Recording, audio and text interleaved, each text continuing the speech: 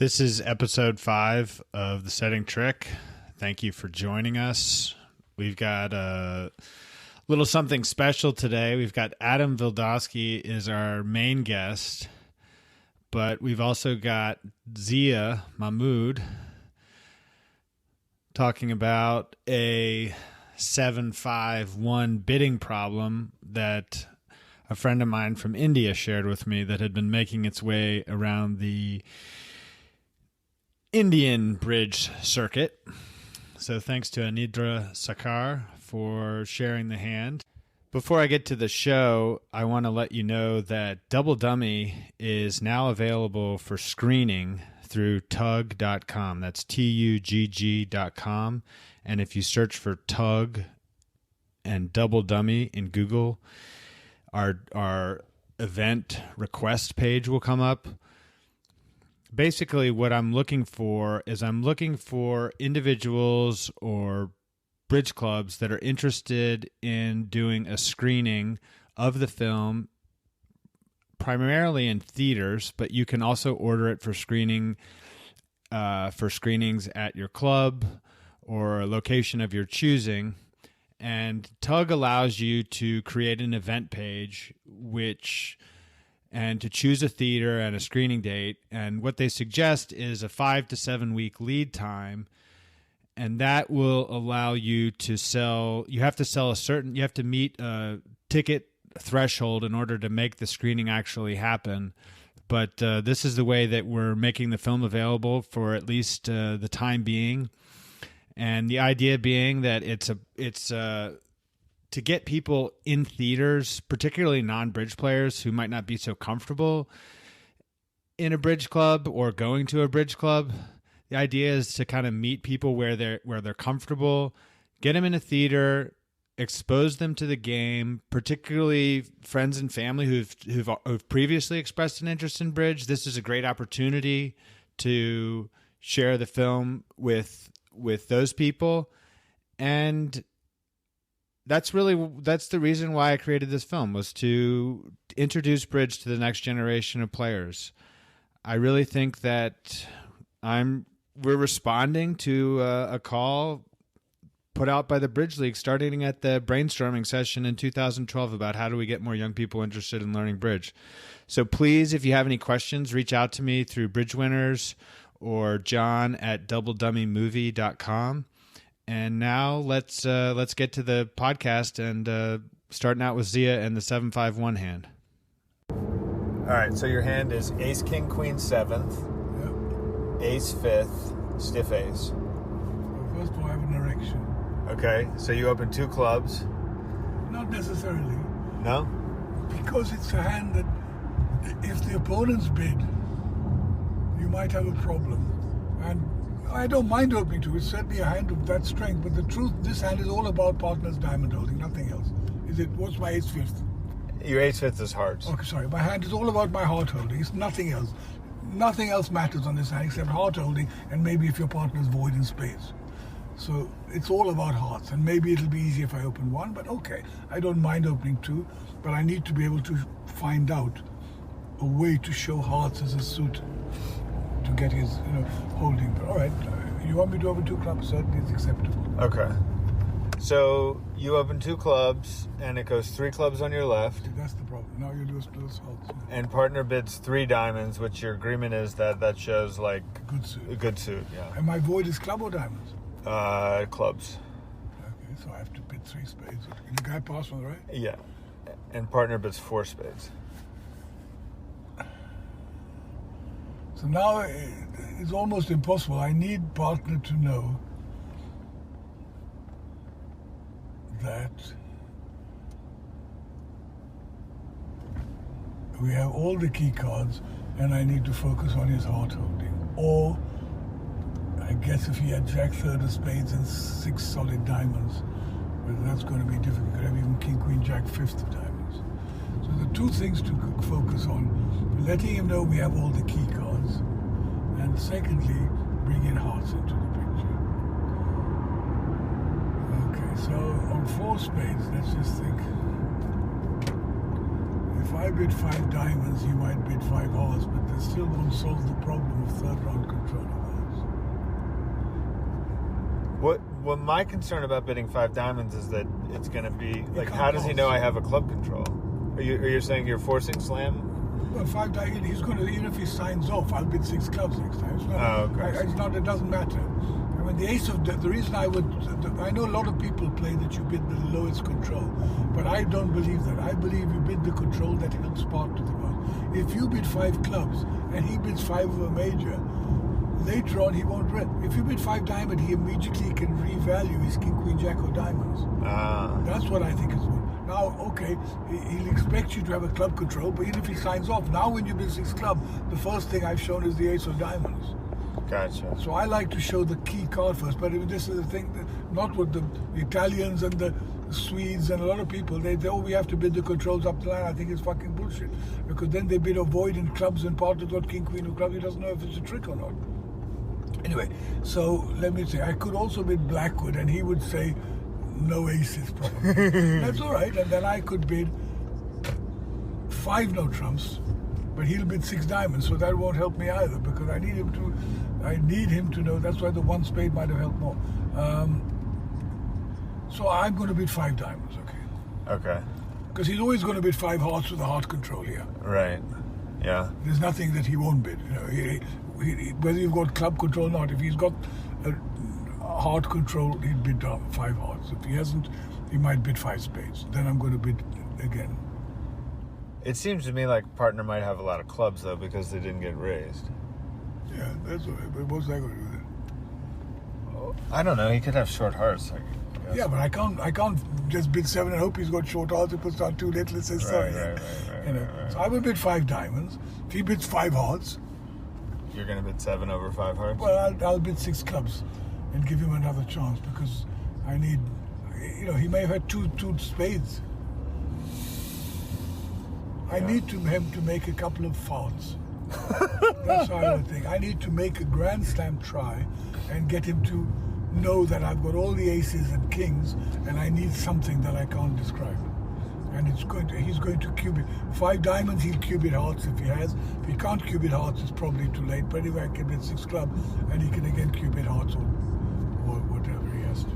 What about just jump? So when I responded to this hand, I said I eventually Jump to 6 hearts? I jumped to 6 clubs. Yeah, we could jump to 6 club, but it shows a void probably. But it's still not. You see, the problem is you don't have the second diamond. You might think king, queen empty to 6 diamonds is enough now. Because if you're voiding clubs, you're likely to have ace and a diamond. Right. I'm a bit nervous about that. Gotcha. Anyway, so if you bid 5 diamonds, what would you bid? I have no idea. We didn't get that. Yeah. Anyway, I can text him. And the other thing is, I play the following: if it goes 2 clubs, 2 diamonds, 2 spades, 3 spades. 2 clubs, 2 diamonds. I'd say 2 spades, 3 spades. I play. If I want to know a control, I bid 3 no. If I want you to know about my second suit, I bid a suit now. So a suit guarantees a suit. So 2 clubs, 2 diamonds, 2 spades, 3 spades, 4 hearts shows hearts. The reason being, sometimes your partner raises you with 3 spades, and you have a 4-4 or 5-4 heart fit, and you need to still play in hearts. So I play 3 no over the raise of the major is always just saying we're playing in the major, but start cubiting. Gotcha. And length, I bid that because length is very important. Anyway. Okay. All right. We're almost there now. We're just passing Wentworth. Yeah, this looks You can turn the familiar. tape off. You don't want to hear the golf. Did you watch the golf? All right. No, you didn't see it. We're signing off here, Anindra. Partner's hand is Jack 10 third, King in 1, King 10 9 6, and 2 small.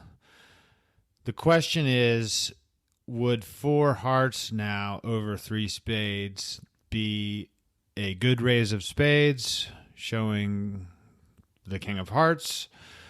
Could it be natural?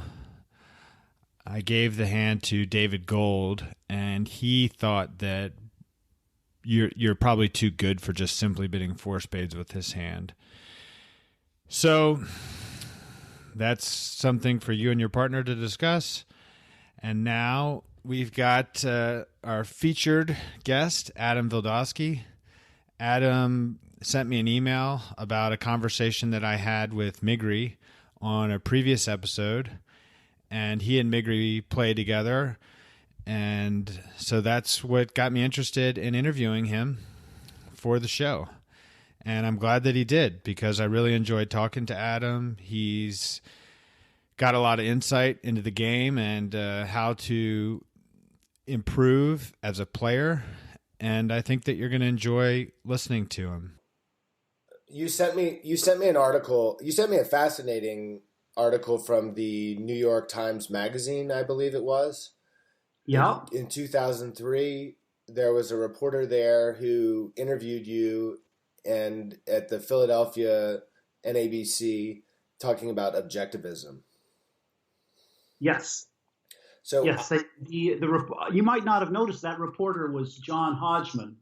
In those days he was a freelance writer, and he's since become a character actor and a successful comedian.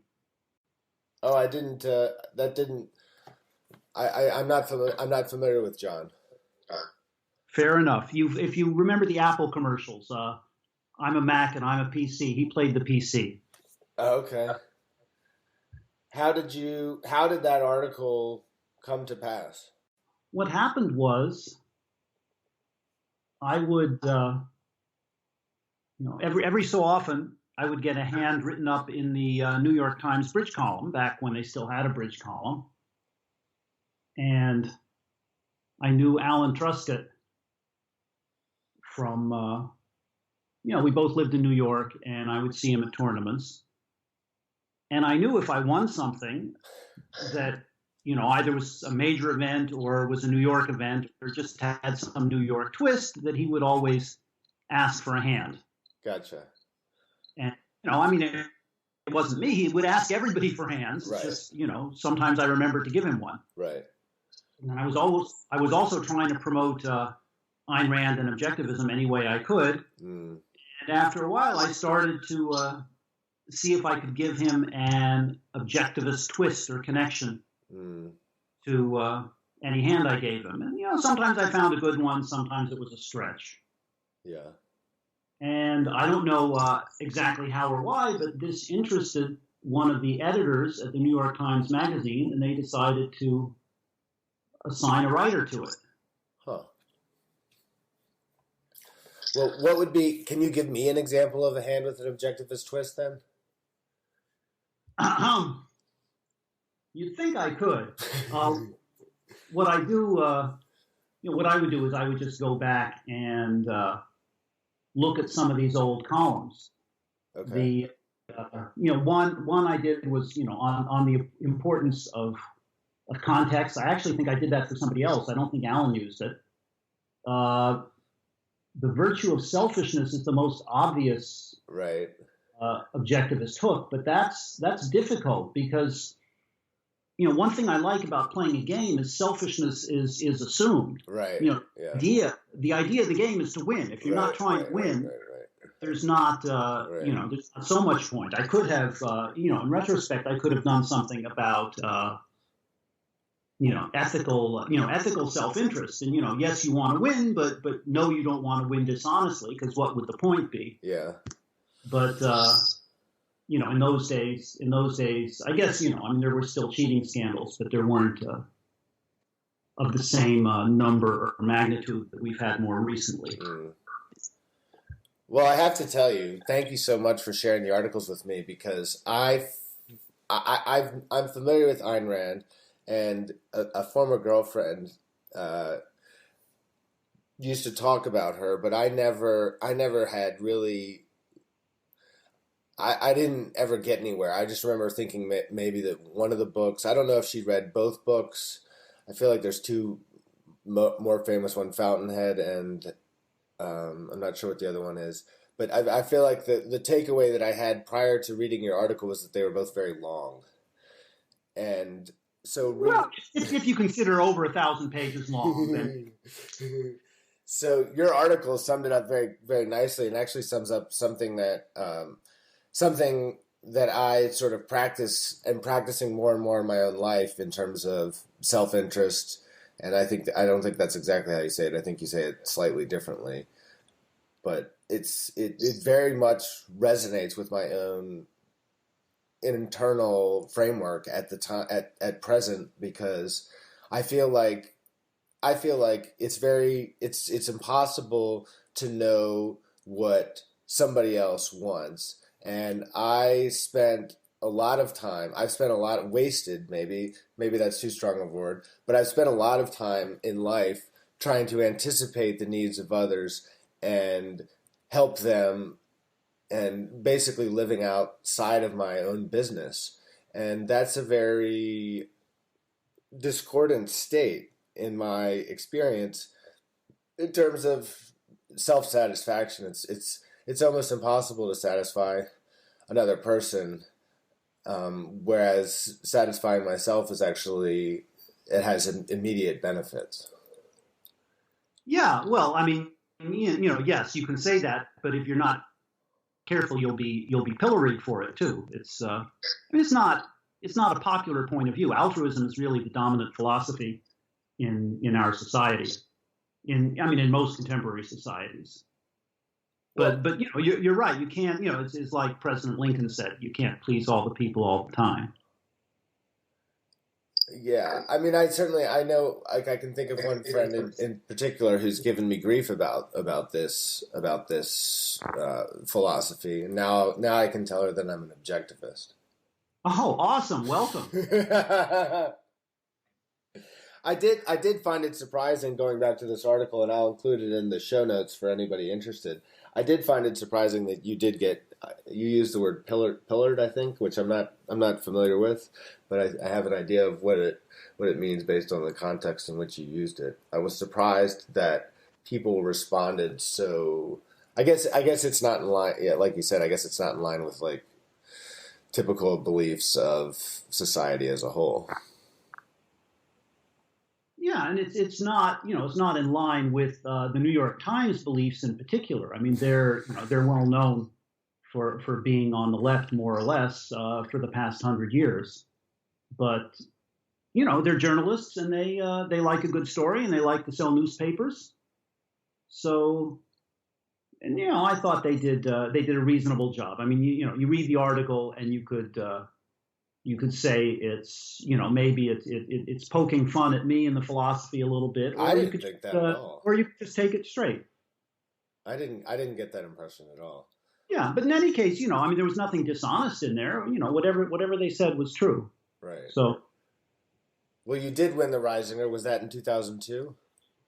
It was, yeah. Yes, the Reisinger's always in the fall, so it was at the end of 2002. And you were playing with. That was one of my first tournaments with Doug Doub. Okay. Can you tell me about winning that event? It was awesome. It was my third national win, and the first with Doug. Doug and I had not been scheduled to play. Doug had been planning to play with John Rengsdorf, and then John got hired to play on the Carolyn Lynch team. So Doug was looking for a partner, as was I. It seems like I spent a lot of time looking for partners.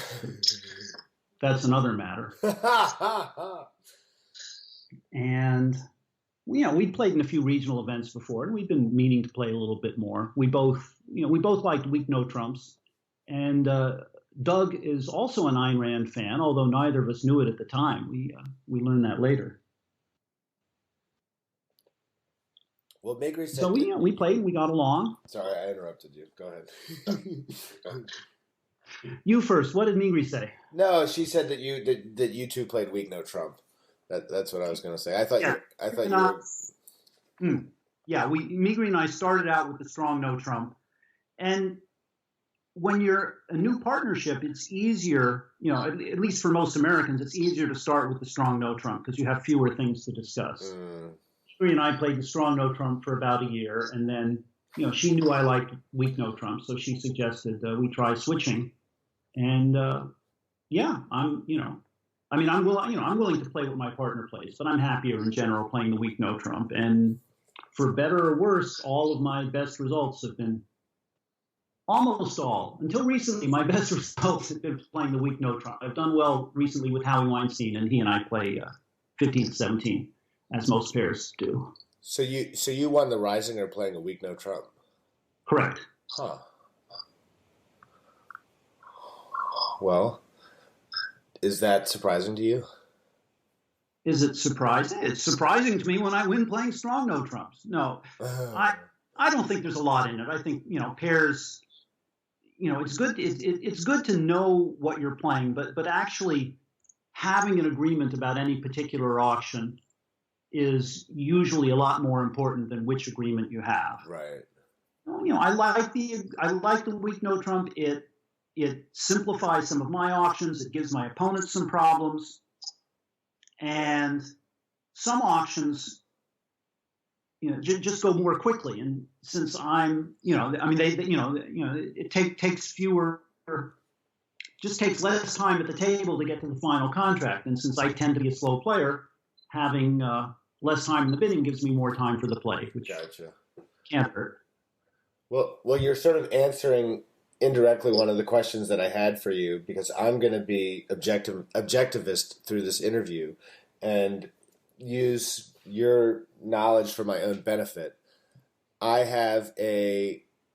playing the mixed teams and pairs in the World Championship in September with a Swedish woman, and we have yet to play a card. We've just talked about the agreement, like what the rate is and what have you, and I'm wondering how you might approach a new partnership for that type of event. As you know, we have today is June 11th, so we've got 3 months between now and then. She does have a newborn child, a couple months.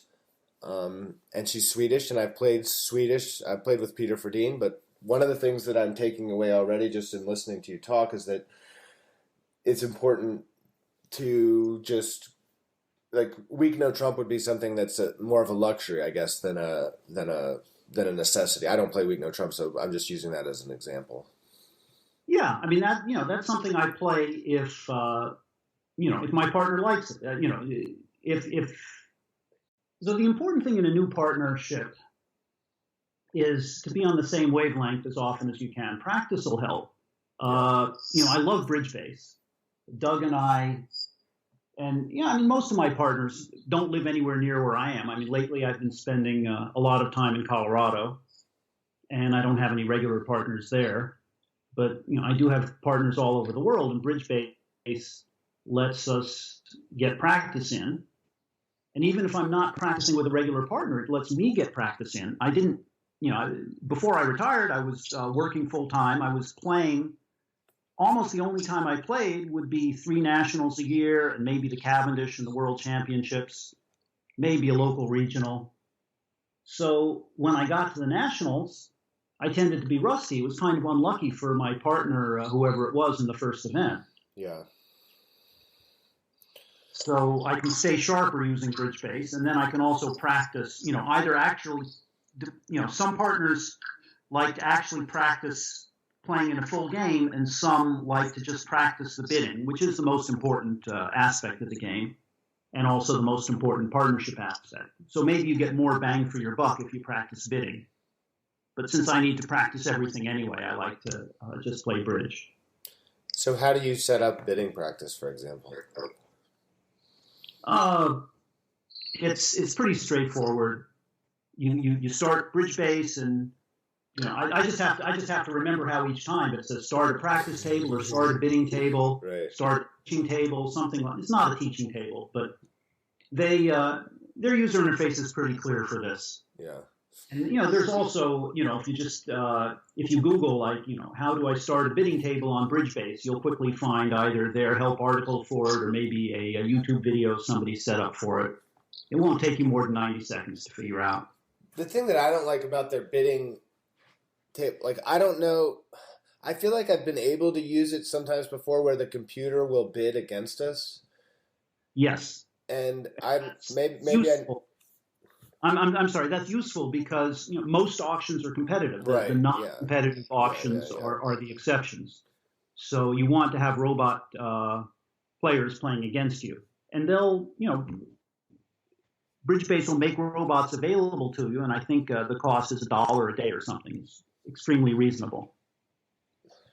Because sometimes I've done it, but I've just done it with the opponents passing throughout, and we've done it with like a minimum 22 high card points between us or 28 high card points between us because we want to see about slams.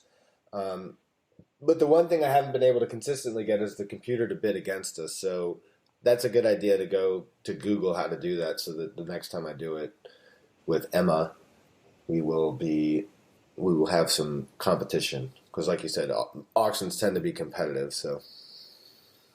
Yep. Well, let's see. Are you playing in the World Championships? I am.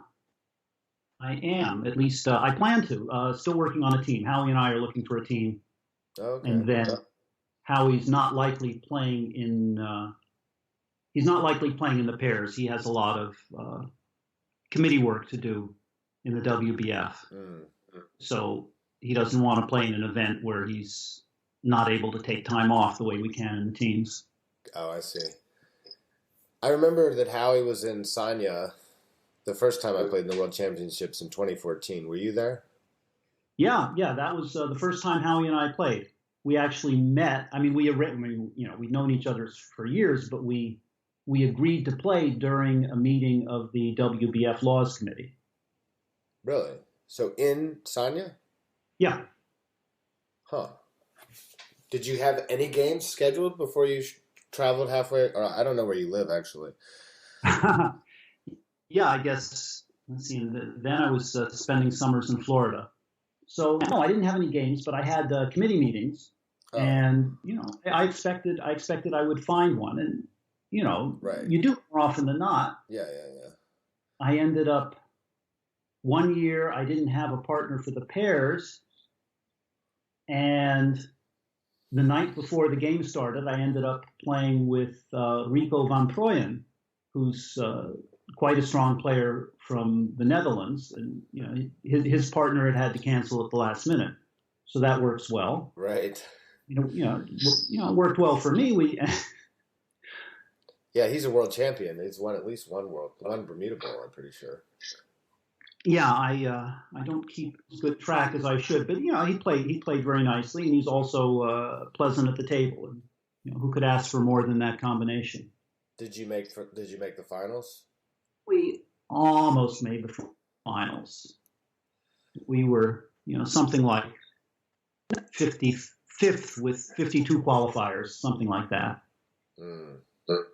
And if I'd played a little better, we'd have made the finals. But just wait till next year. The bridge players lament.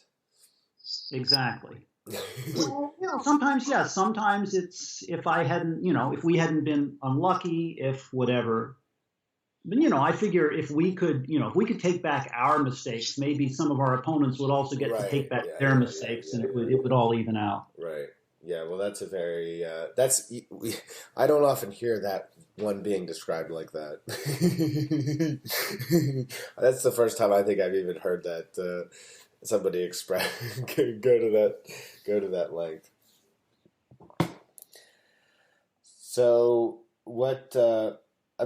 I'm free for the pairs if you're interested. You're for the open pairs. I have a feeling you stole my partner for the mix. What's that? No. You're not playing with the mix. Migri's playing with Andrew Rosenthal. My mistake. Yeah, I'm playing the mix with Emma Ovius. Okay, and the mix is at the end of that tournament. But don't you have a Rosenthal team? Oh yeah, because I think it was in the beginning in Sanya, but I think you're right. Anyway, I don't want to ask you an indirect question here in front of our viewing audience, although it might be kind of interesting to put you on the spot like that.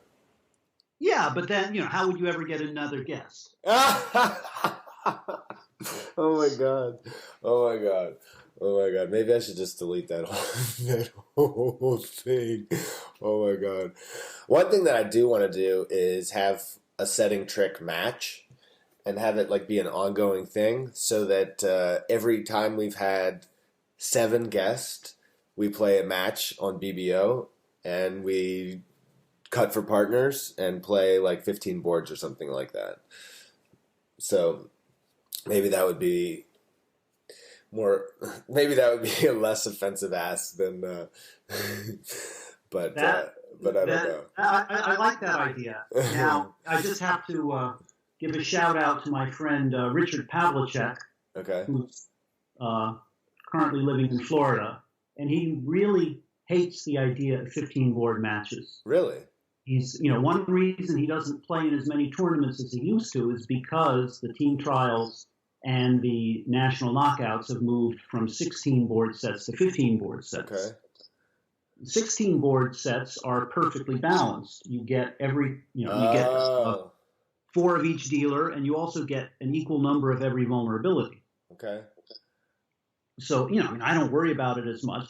And also, I've been on some of the committees that try and schedule these events, and, trying to fit 64 boards into a day when you're using screens and every deal takes a little longer is difficult.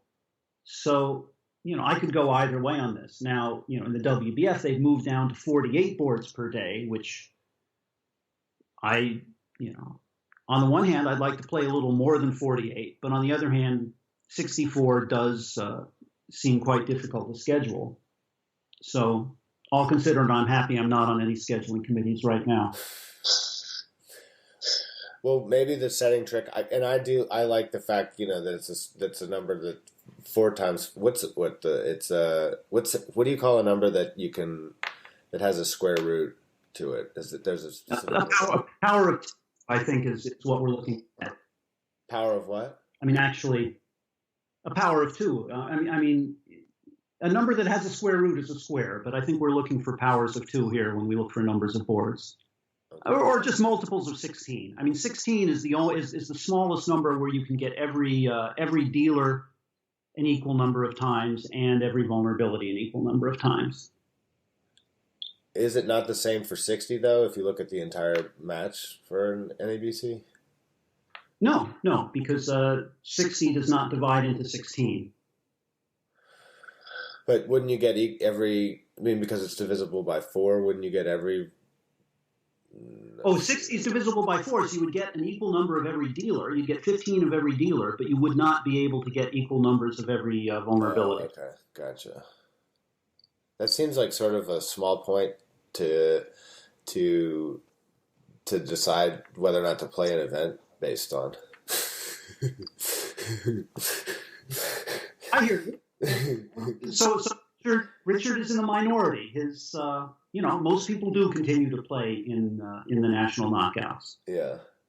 But it's his decision whether he plays or not. I thought his was an interesting. I agree with that. Mention.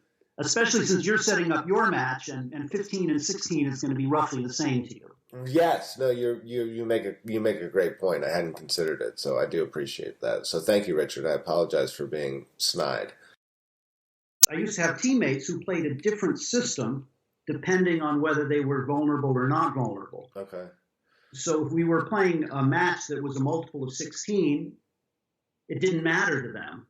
But if it was any smaller number of boards, they would be very careful as to which set they played and which direction they sat. So they could, I think, they wanted to be non-vulnerable or at favorable vulnerability as often as possible. But I don't even remember. That was their business. Wow, man, that's pretty amazing. What about you? Like, what do you do when you play online, for example? Do you have a ritual? Do you have a routine about how you approach it versus when you're playing in a event live? Do you have any, like, what do you do to get yourself ready? Like, what's your objective during practice? To get myself ready, I open the cover of the Mac and I launch Bridge Base. Okay. I don't.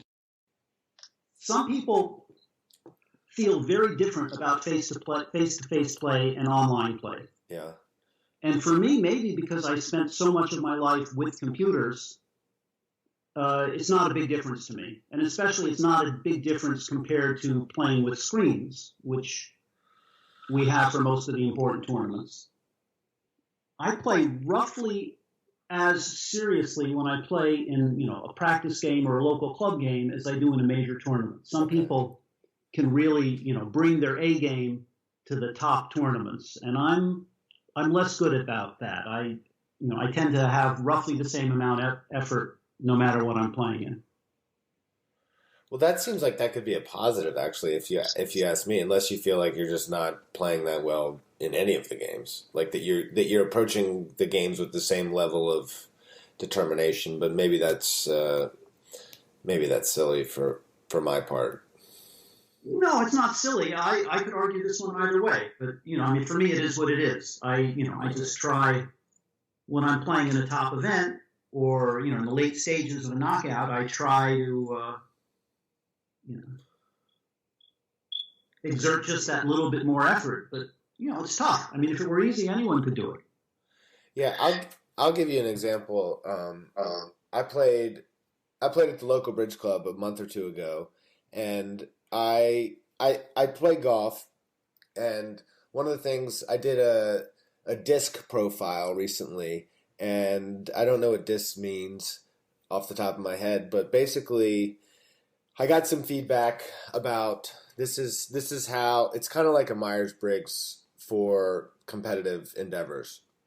And so okay, it gave me some feedback about how to approach golf, like my warm up and play on the course. And one of the things it talked about doing is doing visualization before going out on the course and visualizing the shots that I'm going to have on the course and practicing those. So I think that this is a great, like one of the areas that I need to improve in bridge is visualization, like developing my visualization skills. And so yes, but it means different things in those different contexts. There's a famous Olympian, maybe it was Jim Brown, who just used to, instead of practicing, not good. It wasn't Jim Brown. He was a football player. Maybe he was an Olympian too. But in any case, Thorpe, that's it. He used to visualize his long jumps instead of actually practicing the long jump. And to me, that makes no sense. But for a lot of things, it helps. But when we talk about visualization in bridge, usually, we're not talking about seeing yourself on the podium or have so many platinum points or whatever. No. You're talking about visualizing the unseen hands. That's actually part of the mechanics and the metaphysics of the game. Right. And so we use the same word, but I think it's a different but related concept. Well, yeah. I mean, I'm talking about visualizing. I'm talking about doing exactly what you're saying, because that's an area where I have a lot of room for improvement. Like I've started to be much more deliberate about. Well, so anyway, just to go back to the story. So I did this visualization exercise, and I visualized the following spade suit: Ace, King, Queen, 10, 9, 8, Deuce. So I get to the club. And I was just driving in my car, so I didn't spend too much time on it. But I get to the club, and the first hand I pick up is my spade suit is Ace, King, Queen, 10, 9, 8. And you see, that's completely different. So this visualization is nonsense. Why? No, that was my attempt at humor. You're too dry for me. I'm sorry. I apologize for not getting it. I'm a big believer in the fact that coincidences happen, and and I'm not much on mysticism, so. Well, I mean, aside from how interesting that is and fascinating that is, but really that's not the point. The point is that I played those first two hands. I had a decision at trick one, so the auction went like a diamond double, and I had like a 10 count with this spade suit and a stiff diamond, or I don't remember what my shape was exactly, but I'm 6-3-3-1, and it goes pass, and I'm trying to figure out what to bid, And so ultimately I just decided 4 spades is going to be the best bid. And then the guy, the opener bids 5 diamonds, and then it goes pass, so I double. And I had a decision at trick 1, and the dummy had king, jack, 5th of hearts, and my partner had doubled with like 9 points or something in short diamonds. So it was it was good that I didn't try to make. It was good that I didn't make a slam going bid, because it could have backfired. So I had I had ace third of hearts. So I win my spade honor, and now I had to decide what to do. And I could have, if I continue spades, I'm going to get in trouble, because he's going to declare he's going to be able to set up the hearts. But this is the kind of thing where I really, like, all of a sudden I was so clear-headed, like I just felt like I was in such a better mental space that I could time and again I've done in the past, I've sort of hastily made a decision here and maybe played a second round of spades without thinking. And I'm really glad, that the first 2 boards, I was basically in a headspace that I don't find myself in generally playing bridge. Like, I was able to make decisions very clearly. And then I saw, though, how difficult it is for me to train myself to get in that headspace. And then the rest of the game, that I sort of went back to my kind of usual malaise-ish sort of headspace. So what I'm working on doing, this is a long way of saying this, is training myself so that I can be in that clear thinking headspace every time when I'm at the table. Yeah, that's great. And that's there's a bridge player and eminent psychologist named Marty Seligman, who you probably know him, and he's written about, he calls it being in the zone. Okay. Has he written about it in regards to bridge? You're talking about something similar. Well, he actually got mentioned on my last podcast. Zach Grossack talked about him. So Marty's trending towards an invitation to be on the Setting Trick. Ah, nice. But I mean, that's the thing, is that, like, for me, like, I really need to train myself to do that, because it's not innate. I mean, I've played a lot of bridge where I sit at the computer and I open it up and I enter my password and now I'm like ready to go. But I aspire to greater things in the game. And for me, it's something where I need to really train myself to be able to do that. Yeah. So I have 2 takeaways. Okay. From what you said. One is you had a decision to make at trick 2. Right. And or sometimes it's a trick 1, but just you're ahead of the game, just realizing that there is a decision to make, and it's worth thinking about. Sometimes, especially at trick 1, but just early in the hand, people, late in the hand, whatever, people will play by rote. Yes. So, bridge is a thinking game. Right. But the other takeaway is that the podcast format is not ideal for bridge hands, and maybe you want to have some kind of blog or show notes where you put your hands. Okay. But you've probably noticed that. You've done a few podcasts already, just asking your guest and audience to visualize the hand when you're already familiar with it is likely asking too much of them. Okay. Is that your experience based on listening to previous episodes, or? Yes. Okay. And also listening to or participating in the current episode. Yes. Okay. All right. Well, thank you. I appreciate that. That's good to know. I can definitely make that hand available in the show notes, because I can go back to the JBA website and do that. Yeah. Sounds like more work, though, Adam. I hate doing work. Yeah, well, it's a rough life. Speaking of work, can I ask you about Tameware? Sure. I went around the website a little bit, like the bridge hands, and then the Adam part is what is Tameware? Tameware is my own company. I founded it in the late 90s, and I used it for my computer consulting work. Okay. And I was looking for, an eponymous name, something named after myself. Okay. But I was, selling my services to corporate clients like HBO. Okay. And I thought Wildware would just be not the impression I wanted to convey. Right. That's funny. I've never thought your name is Wild until now. I never realized that. So I decided to go with the opposite. And I can't say it's... Tameware. It make me work, but okay. I'm glad you enjoy it anyway. Oh my god. Well, no, I mean now it makes sense that it's the opposite of Wildware. Oh. So you worked for HBO? Yeah, I worked for HBO, for KPMG, for Philip Morris, and a lot of smaller companies. And then I ended my career with Google. Well, that's I had a friend from high school who started out at Google in the very early goings.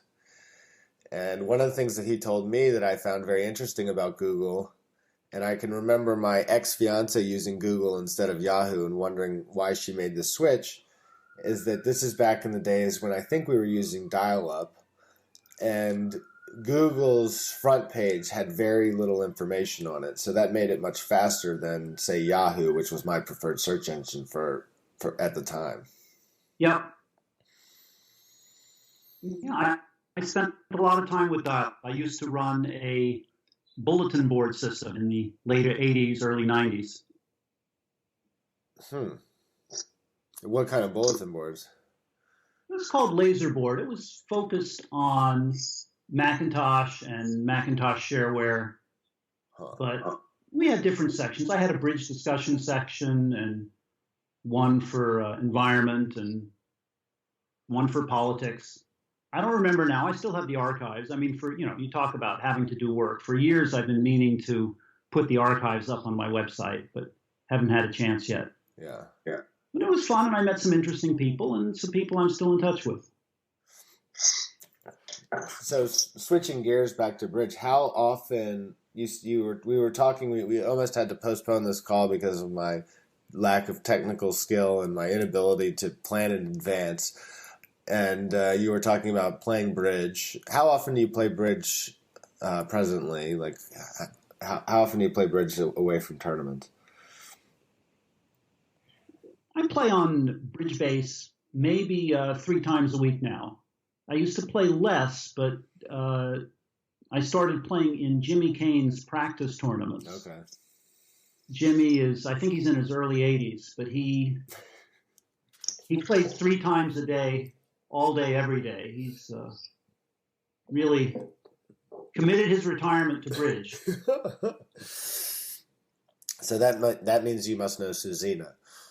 Yeah. Susie sets up the matches for him, and she started setting me up with Benito Garozzo. Oh. And I've been happy playing with him. He used to be the best player in the world, more or less. Yeah. And he's 90 now, but he still plays well. And, his style's a little different than mine. So I had plenty to learn from playing with him. Have you taken the time to discuss any sort of system outside of just the sitting down at the game? Yeah, it's difficult, but he has systems that he likes, and he's written some of them up, and so he'll send me the document. Okay, that's smart. He has like he likes to play a week 2 opening could have a side 4-card major. Okay. And that's, it's not my style, but, if he wants to play it, it's fine. But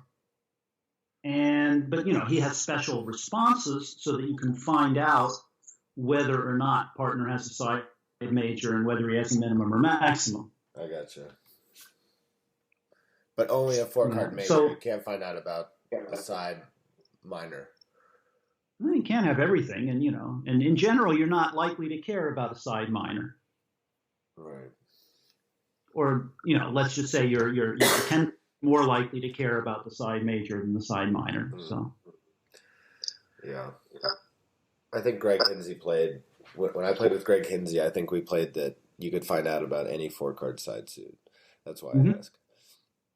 Yeah, that's fair enough. Yeah, I started making my own notes for new partners once I realized that I wasn't going to be in a succession of regular partnerships. I made a set of notes for new partners, and I'm still working on it, but it's been quite useful. So that was the foundation that I used for my partnership with Migri and with Howie Weinstein and with a number of other players I've played with the past few years. I remember Migri said, go ahead. Yeah, I was not going to ask Benito to read it, but my other partners, yes. Migri said that one of the things from your notes, and I like this, is that you do not discuss you do not discuss hands at the table. Right. I mean, that's the notes, but that goes on my convention card too. It's really the only bridge convention that I've invented. It's not even a convention. It's an approach to the game. Yeah. But yeah, I started back in the early 80s. I was playing in the San Diego Nationals. I was playing with a guy from, we met when we were both in college. And he was a pretty good player, but he wanted to discuss every hand. And not only did he want to discuss every hand, but, right after the hand, but he was not a good analyst. He was a much better player than he was an analyst. Most of us are the other way around. But, it seemed to me as if he always had something to say and it was always wrong. And that's an exaggeration, but I didn't even care. Yeah. What I really found, and I've never played golf, but I'm told this is similar to golf. In golf, you have to play the current hole. You can't think about the previous ones. So, in bridge, I'm like barely good enough to play one hand at a time. I can't be thinking about the previous hands. Gotcha. So, a hand that's in the past, I want it to be in the past. Right. And, every tournament we play, we get hand records. If we play on bridge base, it's even better because we get a hand record and a complete bidding and play record. Right. So there's, more than enough opportunity to go over the hand as much as you want. I just don't think that the table is the right place for it. And, and if I have to, a lot of the time people are discussing hands at the table because they want to justify their actions. And, I don't care. Maybe I did the right thing, maybe I did the wrong thing, maybe my partner did. It doesn't matter. It doesn't, if we got a good result or a bad result, it doesn't matter whose fault it is. We still have to play the next hand regardless. Right. And, I think a lot of newer players, at least, when I haven't played in bridge clubs for a while, not regularly anyway.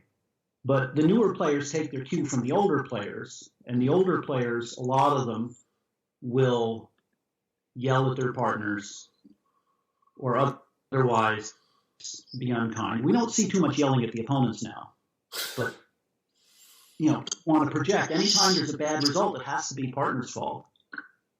But, that's not, even if it were true, it's not productive. Your partner's not going to play any better if you yell at him. I mean, some people imagine that so. But what I find is the people who tend to yell the loudest are the people who are the least secure about their own game. This is probably true in other areas of life, but it's bridge where I notice it. Right.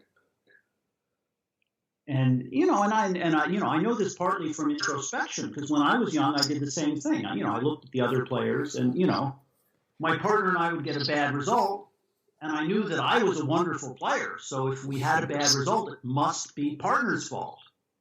And if I played a wrong card, well, it must be something partner did or didn't do that had inspired me to play that wrong card. Even though objectively I knew that, I made lots of mistakes and I had a lot to learn.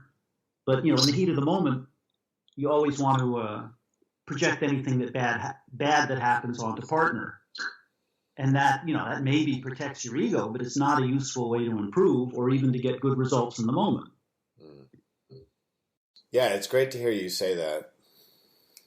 It's quite useful, and to hear you say these things about projection and ego and insecurity and really making it a practice, because I mean, it's very easy to pay lip service to something like that and to conceptualize it, but to really internalize it is something that is probably for me, because I know that I still do this. I know that I'm still do this, even if I don't say anything, that I'm blaming my partner in my mind, and it doesn't allow me to play my best game.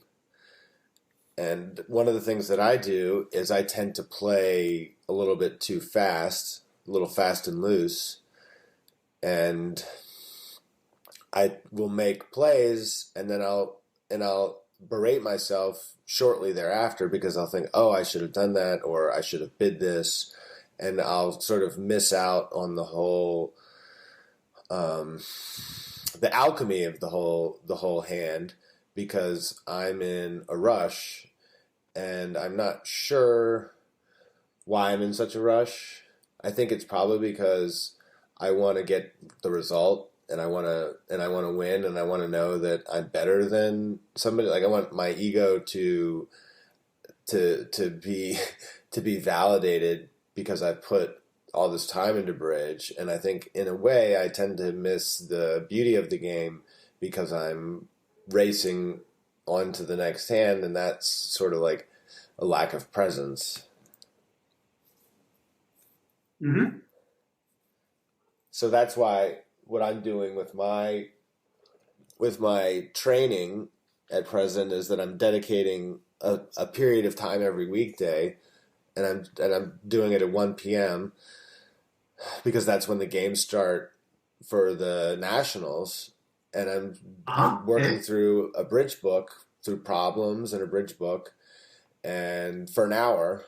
And right now I'm doing the Working Horse by Christoph Martens and May Sacker, and it's got good problems. But what I'm doing is I'm committing my hand to memory, and then I'm committing the dummy to memory, and down to the spots. So now I'm working on my visualization skills. And then the first part of the book is about how to think. So it's like there's 8 steps. So how many tricks do we have? How many tricks does Declare have? Fast tricks. How many tricks do we need to develop? How many tricks does Declare need to develop? And so it's going through this checklist. And instead of I'm becoming much more systematic in my thinking, and it's exciting because I love bridge and I want to be good at it, and it feels like this is a way that I can actually improve, and it doesn't have to be in the world of esoterica, this is like real technique that applies on every hand. It's not like some exotic squeeze or something. Not that I'm not interested in that, but I need more fundamental. I need a solid fundamental grasp of the game before I can really go down the rabbit hole too far on those other areas. Yeah, I hear you. This is, for me, bridge training and bridge coaching is a really interesting issue. It's a problem. There's the first few years you're playing the game, you can make a lot of progress, but most players eventually hit a plateau. Right. And there's only a handful of, I think, effective bridge coaches in the world, and I haven't seen them.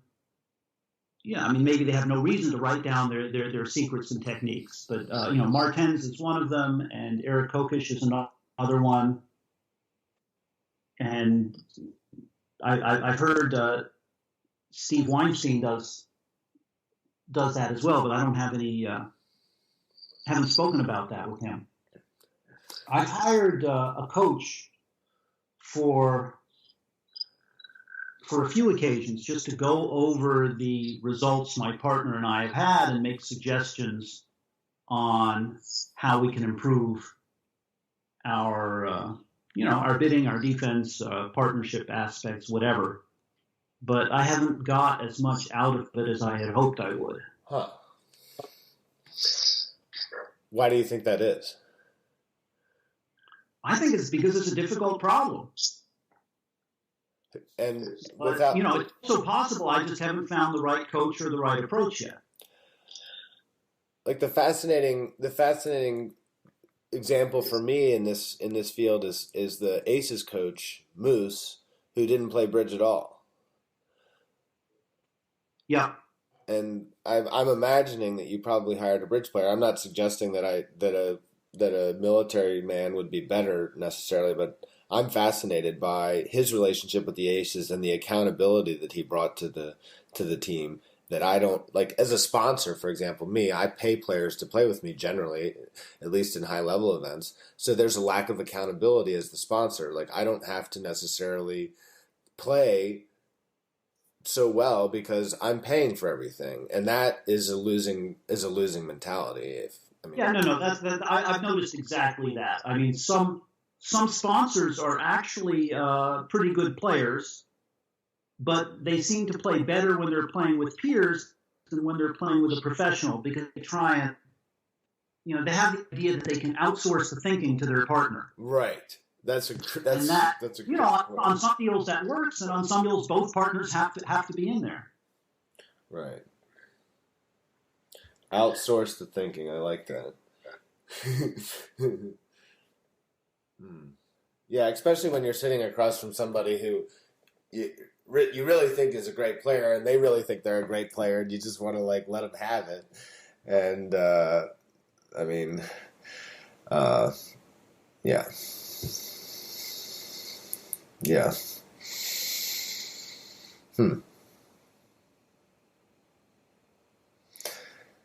Okay. What else do I want to talk to you about? How about Anne Ryan? How did you first come across her? It might have been in some of the articles you said, but you wrote or that were written. But it might not have been. It probably wasn't. When I was a sophomore in college, I took a class in microeconomics. Okay. And that was one of the classes I learned the most from in college, and it introduced me to a lot of ideas that I hadn't considered before. When I was a teenager, I was, to the extent that I thought about politics and economics at all, I was probably a socialist. I grew up in Berkeley, so we didn't really have, there were no forces for capitalism there, no advocates. Mm. My father might have been the closest one.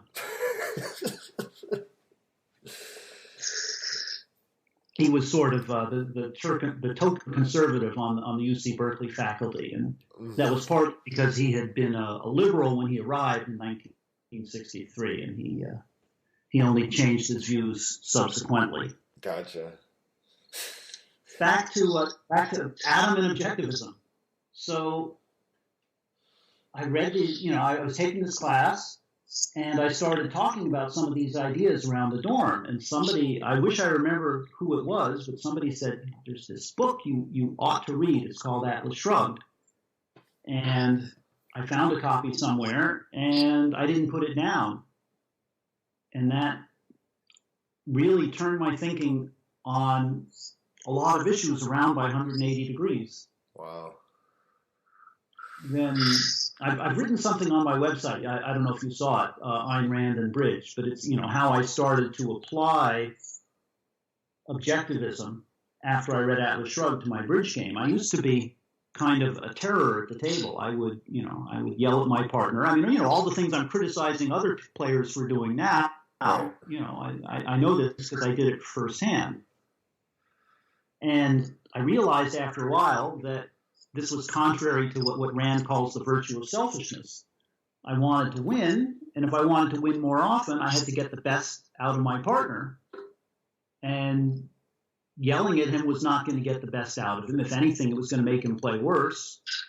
But certainly there was no there was no positive effect to it. There was nothing to be gained from it. And that was how I learned the being nice and pleasant is a virtue. I mean, not that I was intentionally trying to be unpleasant, but that was certainly the effect. Huh. And then this was also, I guess, a few years later, this led to the idea of not discussing hands at the table. I should have told you, I came up with a name for that. I called it the Keller Convention. Right. Yeah, I saw named that. For. Okay, and it's a misnomer since she could speak perfectly well. But we pretend. Gotcha. And then my partner at the time, Steve Nelson, wrote up a nice article for the Bridge World about it.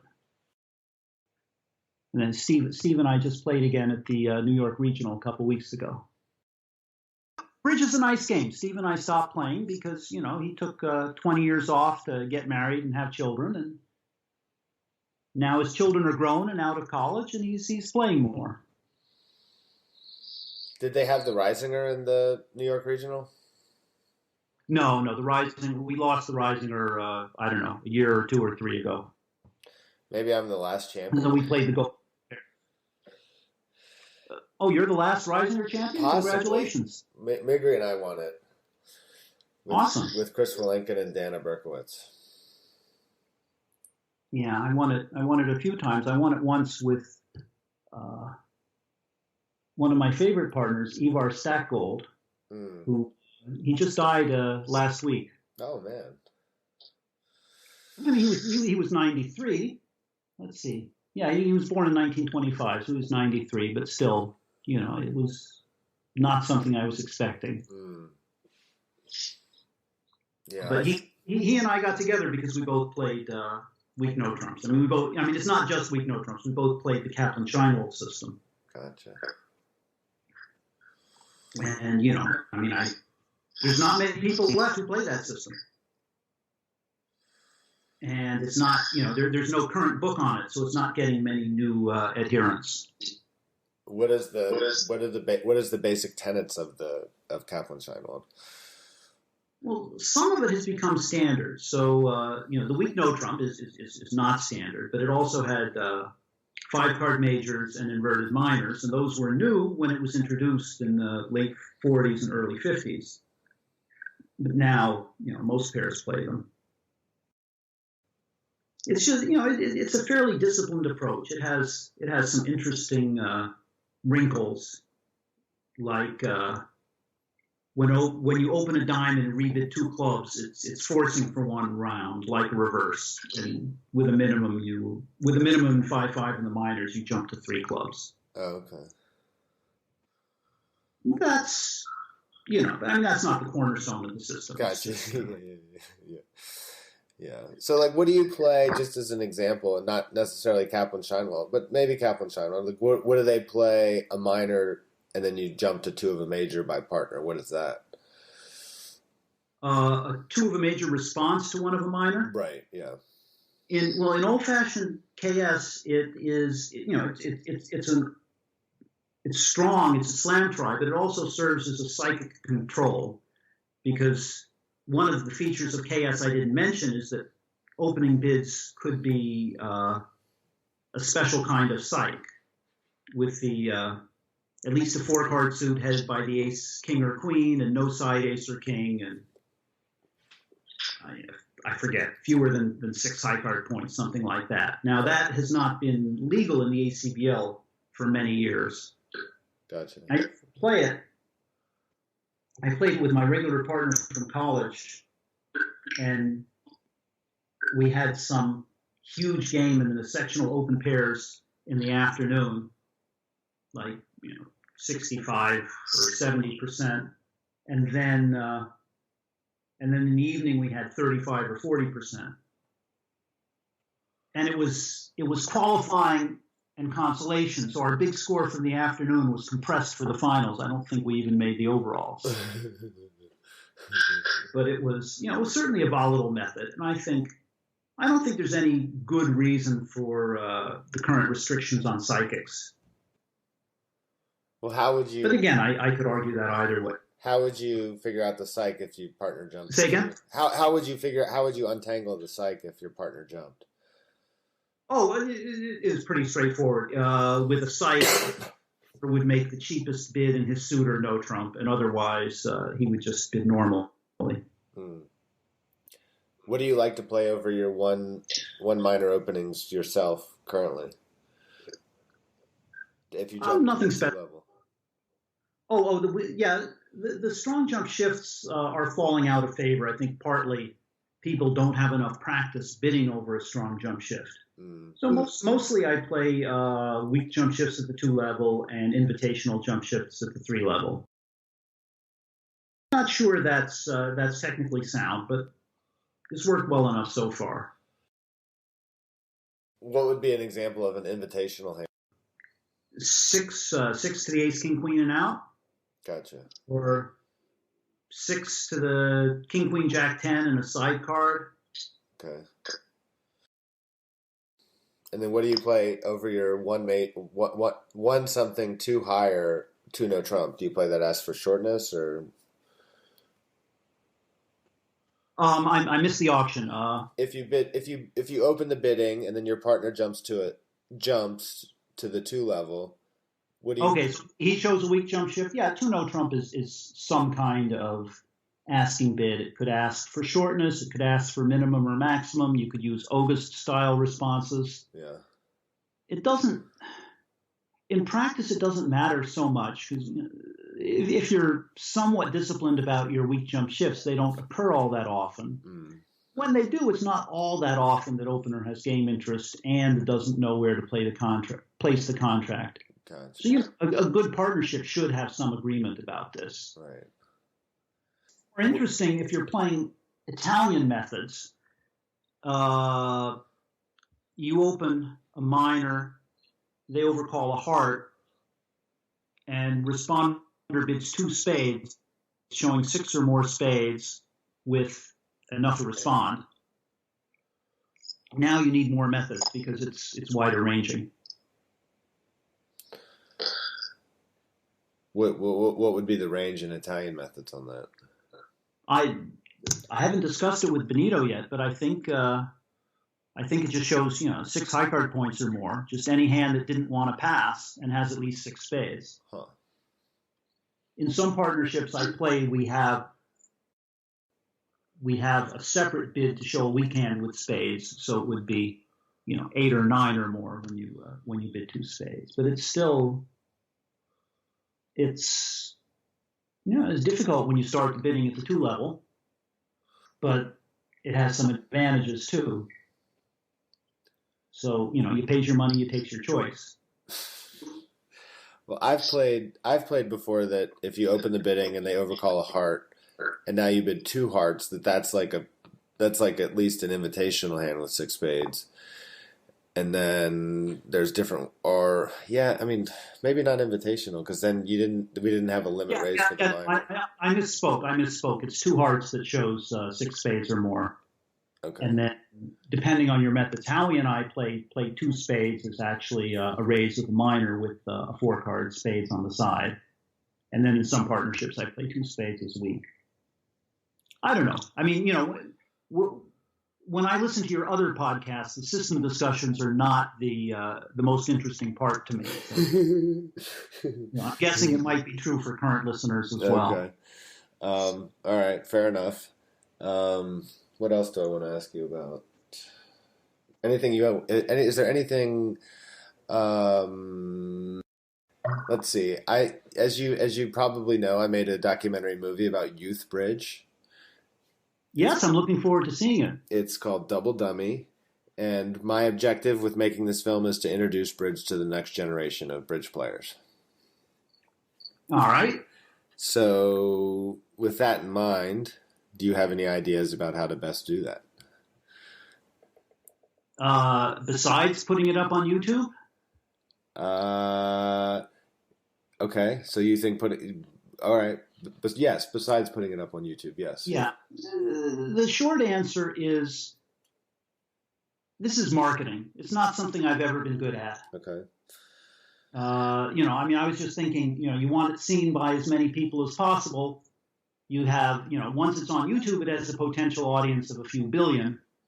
Then the problem is, just how to get people to click. Huh. See, I'm not sure that it is best to put it on YouTube. Yeah, well, again, that was my initial thought, but I could argue this one either way. It's it's a valuable property, and sometimes people appreciate more something they pay for than something they get for free. Right. Yes, that's an aspect of it for sure. And I'm also not sure, and I don't mean to be argumentative, but maybe I do. But I'm also not sure that getting just the most number of people to watch it is necessarily optimal either. Well, I kind of understood that was the condition of contest. Well, maybe not. I mean, you said you want to introduce as many young people to bridge as possible and use the film for that. So in order to use the film for that, they actually have to see it. But yeah, you're right. It doesn't quite follow automatically. Like I feel like ideal. I'm sorry. Go ahead. You first. You feel like. I feel like cultivating. I feel like, in my experience with the film so far, I feel like we need to cultivate every single player that comes through. It's like I would love to put the film on YouTube and have people watch it and just take up bridge en masse, but I feel like bridge is actually past that point, and we need to cultivate. We need to, from within the bridge community, cultivate these new players by reaching out to them individually and introducing the game to them and their children and their children's children, and really kind of hold people's hands in terms of bringing them into the bridge world, which is a lot of work. So I'm not certain I'm right. I think of that as two separate problems. One is getting people interested in bridge, and then, bringing them along, what you call cultivating, once they're already in bridge. I mean, I'm not sure how. Yeah, I mean, you couldn't cultivate somebody who's a non-bridge player at all, and you wouldn't want to. I mean, it's a wonderful world. There's 10,000 things that might interest anybody, bridge being just one of them. So what I think we want to do is make sure as many people as possible are exposed to bridge, and that way the ones, for whom it would be a suitable pastime at least have the chance to learn about it. And then once people find out about it, we want to make it as easy as possible for them to continue to learn more and to figure out something about how beautiful a game it is. Well, like obviously you've been successful in your career. You're with Google. I mean, that's one of the peak technology companies. Can you think of an example of something where you were successful in your career and how it unfolded, and how maybe you thought it might unfold prior and how it was different than you thought it might unfold? No. This is, I don't know. I didn't approach my career as studiously as I have some other things. I mean, okay. I started, although now that you mention it, I did start working for Google because of bridge. Okay. I was at a ski retreat in 2004, and I met a bridge player. I mean, the ski retreat was both bridge players and non-bridge players, but I met one who had previously lived in New York, but he'd moved away. His name was Eric Anderson. Okay.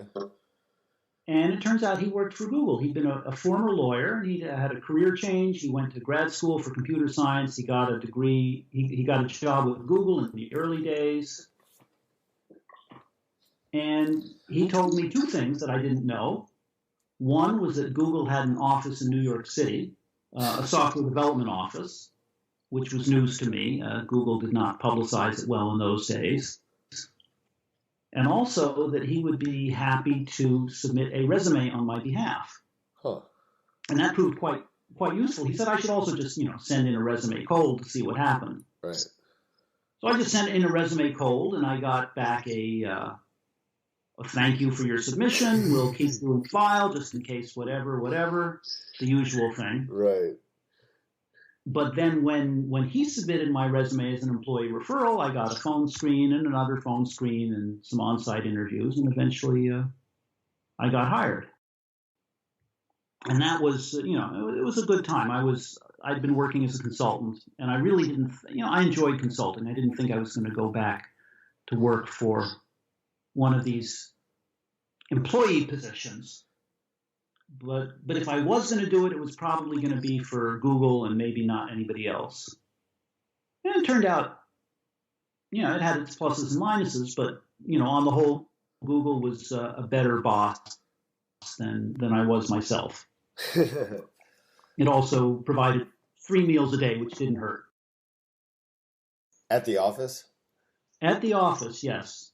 Oh. When I started, it was only lunch, but over the years it gradually expanded. Fortunately, I did not gradually expand at the same time. Oh man. Well, I feel like that's a great example of the point that I'm trying to make, but it doesn't necessarily make putting it on YouTube a bad idea, because somebody can use YouTube to introduce Bridge to them. Like it doesn't preclude YouTube from being a worthwhile thing. But I guess from my standpoint, I mean, and I hate that I keep saying I guess. So, like, how is it virtuous? Like, looking at this in an objectivist way, mm-hmm. How can I put it on YouTube? I feel like that's gonna potentially shortchange any revenue from the film, although the more that I get into this, the less I feel like there is really any potential. I feel like I just need to sunk cost the cost of the film and stop thinking about it in terms of revenue, because I'm only just making myself. It seems to be just become a source of frustration, because I didn't do it in the first place to make money. But for some reason, I'm tacking that onto it when it wasn't really my intention, much later down the road. And so I have a non-commercial product that I'm trying to make commercial, which is possibly really unwise. Yeah. So Ayn Rand has one of her characters give a speech, and he's representing her point of view when he says money is the root of all good. So I'm quite sympathetic to that point of view, but money's not the only value. I mean, money isn't really a value in and of itself. It just represents resources that you can use for other things.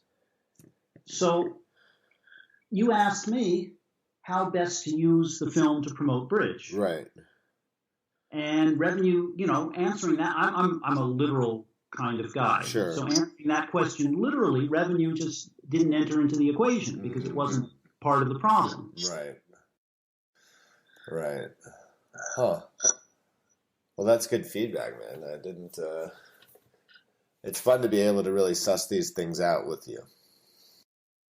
It's like, what's your objective? What's your objective when you play with Benito and in the JEC match?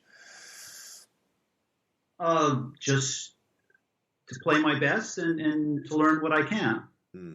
It's always nice to win the match, but they're practice matches. It doesn't matter that much.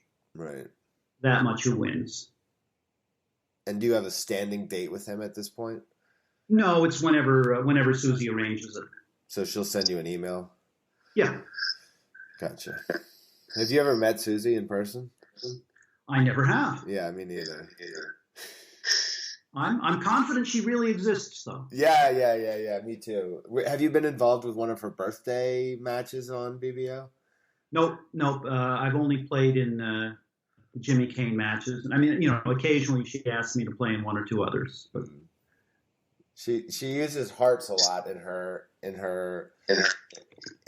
chatting with me, and one of Susie's birthday matches, the number of hearts coming through bridge base is really something. Like the whole tournament can talk. You can talk to the tournament, and it's just there's a lot of love there. Oh, good. Well, we are reaching the time where I tend to wrap these things up. So, is there anything else that you would like to offer up for discussion here before we close? John, you told me you play golf. Yes. So I have maybe I know some bridge stories. I don't have any great bridge stories right now, but okay. I do have a golf story. And since this is right at the end, you can decide whether to keep it in the podcast or not. How about that? Okay. The doctor and the lawyer and the engineer are out playing around, and the foursome in front of them are really slow. They ask the caddy to see if they can play through. Okay. The caddy says, "Oh no, you don't understand. Those are the blind firefighters." I say, "Well, what do you mean?" He says, "Well, last year there was a terrible fire at the clubhouse, and thanks to their valiant efforts, the clubhouse was saved, but tragically they lost their sight fighting the fire." And the doctor says, "I'm so sorry to hear that. Please give them my card. I know a specialist. Maybe he can help them." And the lawyer says, "That's a tragic story. Please give them my card. I want to make sure they're getting everything they're entitled to." And the engineer says, "Couldn't they play at night?" Oh, man. That reminds me of a story I read about Tiger Woods. It was talking about he only knows one joke. And it's good to have a joke. It's good to have a joke or two in your arsenal. Because I don't know very many. So thank you very much. I will 100% keep that in the podcast. That decision has been made.